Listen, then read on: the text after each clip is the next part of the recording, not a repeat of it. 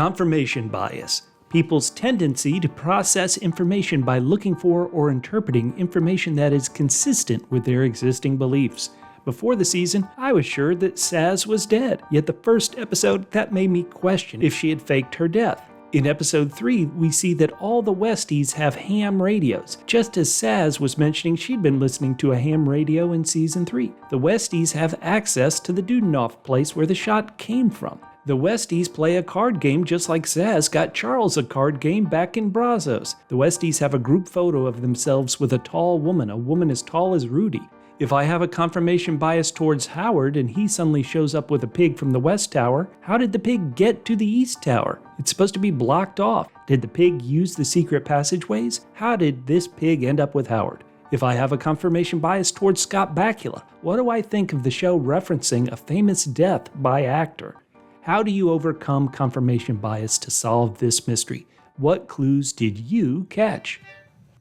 Let's solve Only Murders in the Building, Season 4, Episode 3, 2 for the Road. Charles, Oliver, and Mabel begrudgingly pair off with new investigators, actors Eugene Levy, Zach Galifianakis, and Eva Longoria. We'll break down each episode for clues, suspects, and red herrings on the hunt to learn who shot Sazz. Spoilers for all the episodes of Only Murders in the Building. If you haven't seen all episodes up to Season 4, Episode 3, pause this video, get excited for a murder in the building, and then come back and watch. Use the timestamps below to jump to the topic or suspect that you want to hear and skip past stuff you don't want to hear.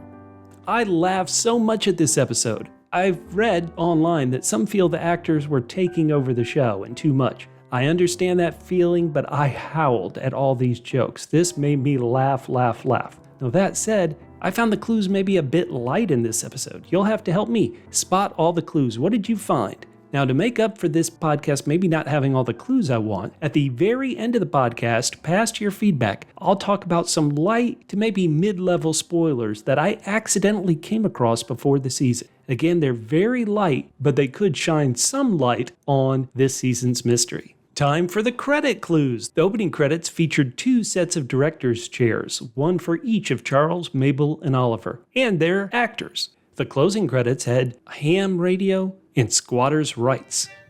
The title refers to the movie 2 for the Road, a 1967 romantic comedy drama directed by Stanley Donen, starring Audrey Hepburn and Albert Finney. The film tells the story of a married couple who reflect on their 12-year relationship while on a road trip from England to the French Riviera. Now, the director Stanley Donen, he directed Singin' in the Rain, great movie, and probably the best Alfred Hitchcock film that wasn't directed by Alfred Hitchcock. That's the movie Charade, starring Cary Grant and Audrey Hepburn. If you see a connection between this film and the episode, please go down on YouTube, drop me some comments, send me an email, hello@doublebmedia.com.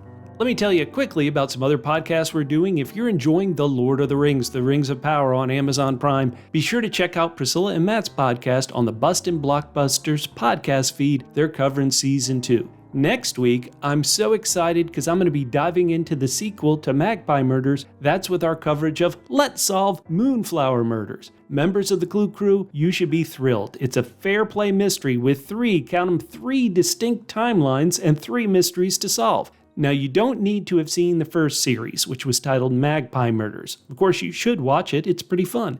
But it's not necessary if you just want to jump in for this second season and help us solve Moonflower Murders. It's out in the US on Sunday, September 15th, and in England on the BBC the following Saturday, the 21st of 2024. If you're listening on a podcast app like Apple Podcast or Spotify, please rate us, give us a review. It really helps. And subscribe. If you're on YouTube, hit the like button, subscribe, comment. We need everybody on the Clue Crew. Sazz deserves justice. Now, during Season 3, I said if we get to 6,000 subscribers, I would sing the Pickwick Triplets song. And hey, we did get to 6,000 subs, and I did sing it, but it was sadly after Only Murders in the Building Season 3 was over. So we got to try this one more time. Currently, we're right about 7,000 subscribers. We're going to try to get to 10,000 subscribers. I don't know what you guys want. Maybe me to never sing again. But whatever you want, drop it down in the comments. And if we can somehow reach 10,000 subscribers, I promise you we'll do it. Before we run down the suspects, let's see what episode 3 taught us about the victim, actor stunt double Sazz Pataki. Our podcast trio believed the killer had to be strong enough to carry Sazz's body. Again, they're assuming it's one person. The killer was a sniper. The killer hates Charles, they assume. Down in the incinerator room, we see all of those Bulgarian joints. Oh, this is brutal to see. Apparently, a single casing from a rifle was found in the West Tower in 14F. It's an apartment which belongs to Professor M. Dudenoff. Now, the neighbors say Dudenoff is in Portugal. Great place for ham. This rifle casing comes from the most popular caliber amongst hunters. We also find out that Sazz's phone has been turned off. Again, I would love to know from the feds, where were those text messages sent from? What cell towers? And we should point out, we're not even sure that Sazz was the target. What do you guys think? Do you think Sazz was the target? Do you think Sazz, like I do, really knows all these Westies and is the one who gave them ham radios so they could report to her on the comings and goings at the Arconia? She's the one who created the card game that got the Sauce family and Vince Fish together. Is she the person in that crossed out photo? Looking at the crossed out photo, not only can you not really make out the face, this person has their hands covered too. This person is tall. We aren't sure they're a woman. We're maybe assuming based on the clothes. Is Sazz the tall person in this photo? Now let's run down the suspects, including some that don't appear in the episode. Jan. Thanks to members of the Clue Crew who explained to me that although it kind of felt like Jan was on the opposite side of the courtyard, Jan wasn't a Westie in season 1. Now, this episode revealed that the feds suspect Jan hired somebody to kill Charles or kill Sazz. They also suspect that Jan has fled to Florida. Inez was also not in this episode, but I got this feedback from J2, the Techno Vine. They wrote, I saw a theory that I kind of agree with. Sazz tried to write tap in, sure, but since she died most likely before finishing what she wrote, could it have been that she was writing tap Inez? Ooh, what do you guys think? Vince Fish from apartment 14E of the Westies. On Instagram, Mark Ramsey sent me this image of a ham radio in Vince Fish's apartment in episode 2. Vince does have pink eye, antibiotic resistant pink eye. Poor guy. And he's tried every drop on the market. There's that interesting photo of the person at Vince Fish's apartment. Is this Sazz? Is this Dudenoff? Now, last week, I didn't say it, but I think you know, Vince and the Sauce family were actually in the Dudenoff apartment when they were looking at Charles and the podcasters. You can tell because this week, Mabel's from the same place in the Dudenoff apartment, signaling to Charles. Rudy Thurber in apartment H. Now, Rudy was not with the rest playing cards, playing oh hell, when the gunshot happened, apparently. Rudy, he's got a hustle. He's got patented eggnog. It's more egg than nog, and ground deer hoof. Delicious. He's also got an anatomically correct snowman. I mean, Rudy, it's over the top. We've seen this actor in a million things, but I laughed a lot. The ham radio, he says, was a gift from his friend. Rudy lets us know that this isn't real, what you would call Christmas tree tinsel right here. He also gives us a great shot of his handwriting. If he wrote this on his belly, enjoy this shot, people. Can we take anything from his handwriting and his letters? Now we've got the mystery Dudenoff apartment, this mystery person from apartment F, and the woman on the radio, the ham radio, on channel 445. 445, that's kind of almost what Charles and Oliver were trying to get from the studio when they were like, here's our offer, 4. What about 5? From what the woman on the radio said, somebody looked into this situation and got killed. Are they referring to Sazz or maybe a cold case? Look at the state of this apartment. These appliances haven't been updated in years, decades. Now, does this voice have a German accent? And does that imply that we're going to meet the mysterious Helga from the note on Sazz's desk in Los Angeles? Eugene Levy, he knows improv. He was at Second City, Toronto, way back when. He loves to say yes and. Eva Longoria. Not much of a clue, but I just want to know from you guys, who wore it best, Mabel or Eva? Zach Galifianakis. He's a delicious little man, according to Detective Williams. It's the directors, the brothers' sisters, who told the actors to go to New York to do a character study. Is it just for the film, or is it to keep the podcast trio busy? Uma! Nothing more to say, but even if she did kill, we're never going to put Uma in jail. She's perfect. Howard Morris. Howard enters on a classic Laverne and Shirley joke. How old are these writers? Howard has another pet for his podcast, Natalie Porkman, currently branded. I mentioned this earlier, but how did this pig get from the west side to the other side of the Arconia when they said the west and east were kind of blocked from each other? Did Howard go over to the west side and get a pig? Howard does not give much of a chance to Oliver's long-distance relationship with Loretta. A new suspect on the board, Hammy Faye Bakker.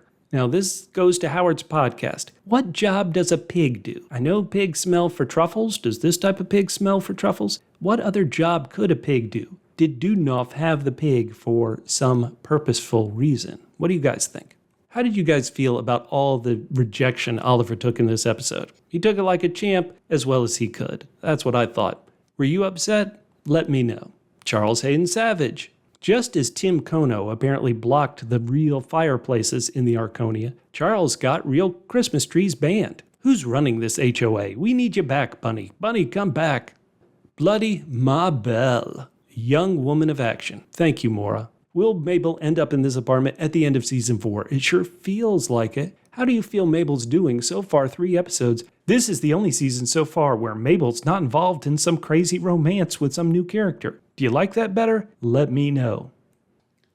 I'm looking for a good tinfoil hat theory, a crazy theory. I always love everything you guys send on our Twitter account at PHQ. Someone with the handle at JoHorKings said, hey, did you notice this West Side Story reference from the season 3 premiere? Yes, there on Oliver's piano stand is West Side Story, and we are paying so much attention to the Westies. Now, similarly, Johor sent another tweet with several screen grabs from the episode. He did point out Charles's limo driver, but the big one I want to focus on is this image from Oliver's apartment of Abraham Lincoln. This Abraham Lincoln image was also shown in the season 3 finale as they're talking about Charles and Sazz. Spoiler alert for history, Abraham Lincoln was shot and killed. And sure enough, he was shot and killed by an actor. Is there an actor we need to be looking at for season 4, for Sazz's killer? We've certainly looked at Scott Bakula. A lot of you guys want to look at Scott Bakula.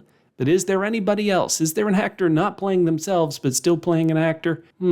Is this really a clue, or is this just a lovely piece of background art? What do you guys think? Do you trust Honest Abe, or is Honest Abe trying to point us towards the killer? Quickly, let me add an addendum to last week. We were talking about the first comedic murder mystery on television, Who Killed Peter Campbell on Soap. I forgot to mention that Martin Short's wife, Nancy Dolman, who sadly passed away in 2010, she was an actress who appeared on the TV show Soap. It all comes together. As we go to feedback, I'll say that a lot of people are giving me grief because I accidentally always say Zazz instead of Sazz. It's my fault. I'm trying to correct it. Know that it is an innocent mistake of my possible Southern accent. So I'm trying to say Sazz. Occasionally it comes out as Zazz. Keep giving me grief. I promise I'll solve this, hopefully before we catch Sazz's killer. Now on Instagram, probably the president of the Clue Crew, Alex, sent us this note which says, I feel like Jan could be the season 5 murder victim. I know it's early for that, but like Sazz, she made an appearance in the season prior to the finale. Jan is out of prison, she's on the run, still at large, plus we never really revealed who left that note on Jan's door in season 1. What do you guys think? We know a season 5 is coming, the show's been renewed for season 5. Do you think Jan will be the victim in season 5? What do you think of Alex's theory? Go down in the comments, let us know. Last week, we were talking about is Bev Mellon based on Barbara Broccoli from the James Bond film. Jetpack Dino wrote, I also think the name Bev Mellon is a nod to Tina Fey's character from 30 Rock, Liz Lemon. Bev Mellon, Liz Lemon. I don't think it means anything as a clue, but I do think that's what it is. Jetpack Dino, that is pretty smart. A good member of the Clue Crew, I See Rockets, wrote, I've been whacking my brain trying to turn Dudenoff into some sort of reverse inverse clue like the door code being played in the card game. But I've come up blank. I can't make it work out. But the fact that a mirrored F is sort of like a 7, if you're the type of person who puts a little strike through in their 7s, is needling the crap out of me. Can someone else hack this for me? I wrote back and said, I see rockets. I'm doing the same thing, but instead with the tap in scrawl on the floor. I'm like, is it possible this is upside down? And you turned it around. And instead of writing tap in, Zazz was writing NIDVL. Okay, I'm lost. I know a lot of people have written in the comments, is Dudenoff really just shorthand for saying dude enough? Someone on YouTube with the handle SRPDEB, so maybe Deb, they wrote, one possibility is that the person who shot Sazz and the person who dragged her to the incinerator are two different people. I see theories of there being someone in the building who doesn't want police attention on the Arconia. Maybe they learned about Sazz's death somehow and brought her to the incinerator to cover it up while the sniper was unaware. They would have used the secret passageways. Sazz said she needed to talk to Charles, but she didn't seem that urgent about it, and then casually went up to his apartment later. I think if Sazz thought someone was looking to kill Charles, she would have been a little more urgent. Brilliant thoughts. Brilliant thoughts. Okay, finally, this is either light spoiler, mid spoiler, maybe it's a big spoiler, so we gotta be careful. I can't pick the level of this spoiler, but I'm gonna tell you why I think it is a spoiler. I don't seek out spoilers, I don't want to get spoiled, but as I've kind of already talked through a bunch this season, I keep running into them. Rolling Stone magazine critic Alan Sepinwall, I don't always agree with him, but I always love his thoughts on a show. His review of season 4 included this little nugget, which really struck me as odd. He said actor Griffin Dunne is in season 4. These TV critics got the first 7 episodes to review, so Griffin Dunne appears in these first 7 episodes. Spoiler. But here's how he describes Griffin Dunne. He says, a rarely seen but oft-discussed Arconia resident. The only character that really fits the bill of a rarely seen but oft-discussed Arconia resident is Professor M. Dudenoff. Is actor Griffin Dunne Professor Dudenoff? Ooh, I hope that's not a spoiler. I know a lot of people maybe wanted Dudenoff to be like a code for something. What do you guys think? Is that a spoiler? How much of a spoiler is it? If you stayed this late, hopefully you aren't upset. Next week, we'll be back for Season 4, Episode 4, titled The Stuntman. Charles, Oliver, and Mabel delve into the peculiar universe of stunt people. They encounter a suspect with an incredibly familiar face. Ooh, who could it be? Clue Crew, you know what we need you to do. Leave comments, leave likes, subscribe. You guys have been so great. I'm trying to give you the best Only Murders in the Building podcast there are. If you like them, help us out and subscribe. Talk to you next week.